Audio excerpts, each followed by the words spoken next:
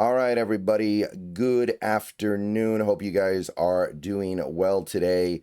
We got some updates from Mike Macdonald in the last 15, 20 minutes or so.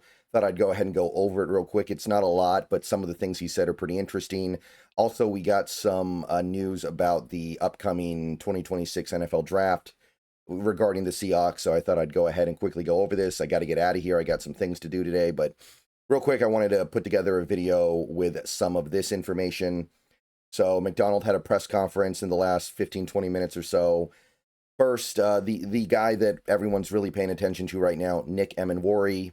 We already know, high ankle sprain. We already know he's going to miss some time, but we didn't have a lot of details beyond that.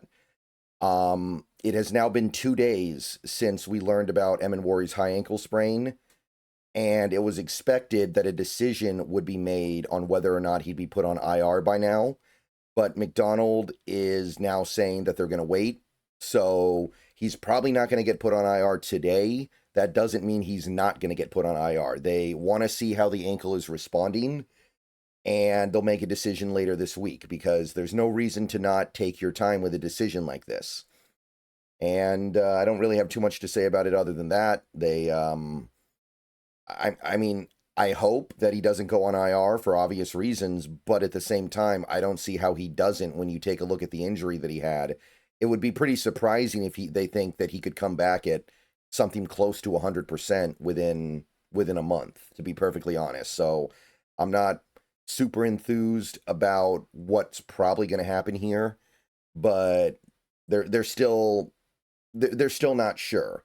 And I guess that's better than just putting him on IR now.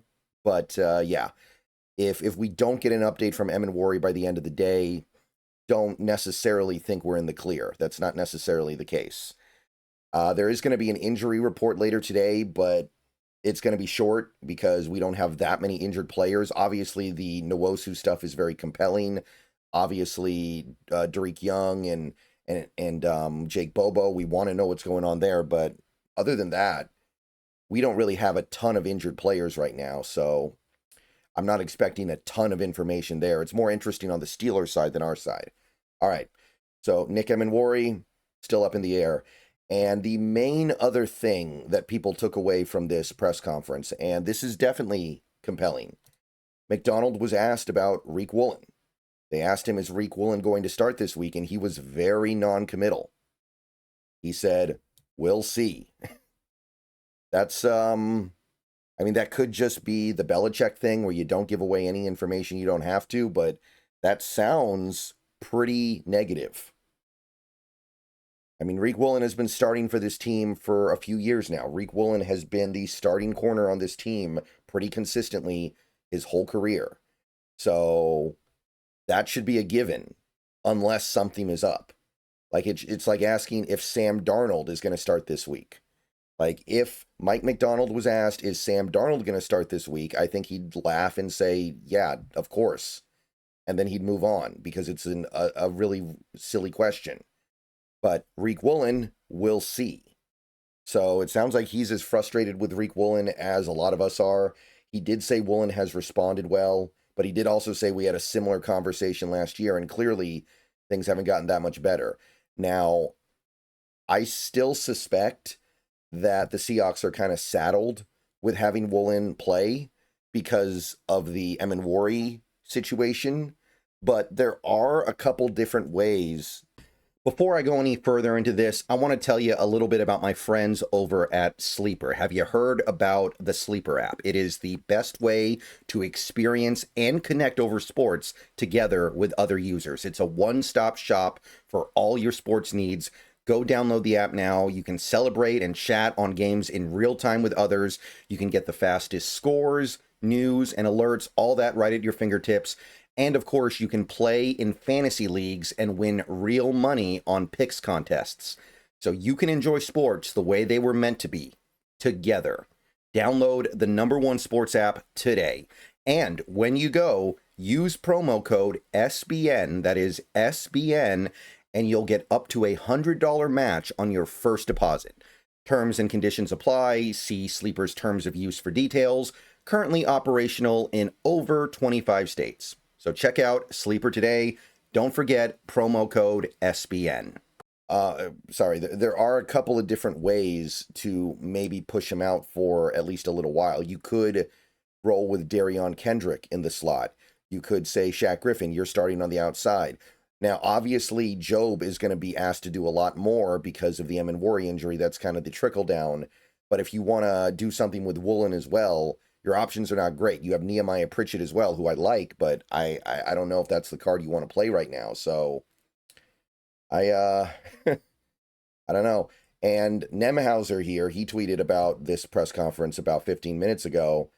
He thinks that based on McDonald's tone and comments in this press conference, there's a pretty good chance that Riq Woolen will lose his starting job to Josh Jobe.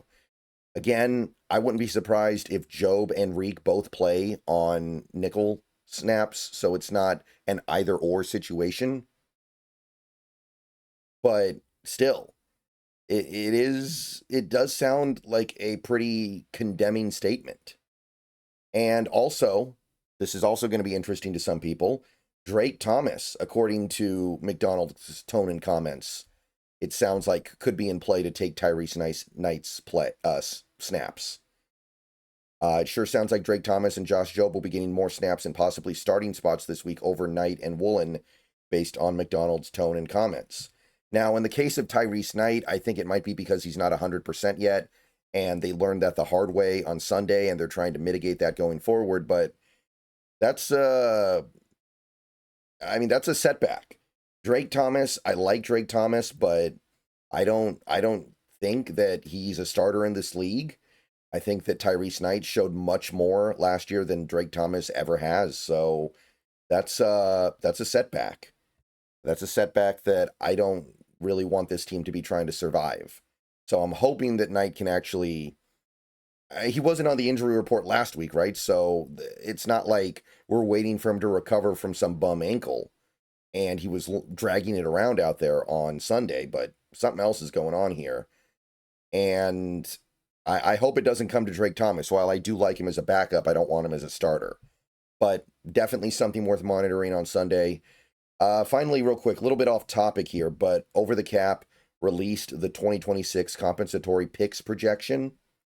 And as of right now, and by the way, I don't see how this really changes, but it is possible that this is not the final tally. But for whatever it's worth, based on the way things are going in the world of compensatory picks and how those are calculated, doesn't look like the Seahawks are going to get any this season. So don't expect don't expect the Seahawks to get any extra picks. They didn't lose any coaches to head coaching jobs. The free agents that signed with other teams didn't sign particularly huge deals, and they're not getting particularly significant snaps. And off the top of my head, I can't really think of players that are going to change that equation. So do not expect bonus picks to come bail us out. That is very unlikely to happen. All right. That's really all I got. Let me know what you guys think down below. Just wanted to do a quick roundup of the news before I get out of here. Go Hawks. Everyone have a great rest of your day. There's going to be at least one more video later today. Actually, now that I think about it, definitely at least two. And we'll go from there. All right. Go Hawks.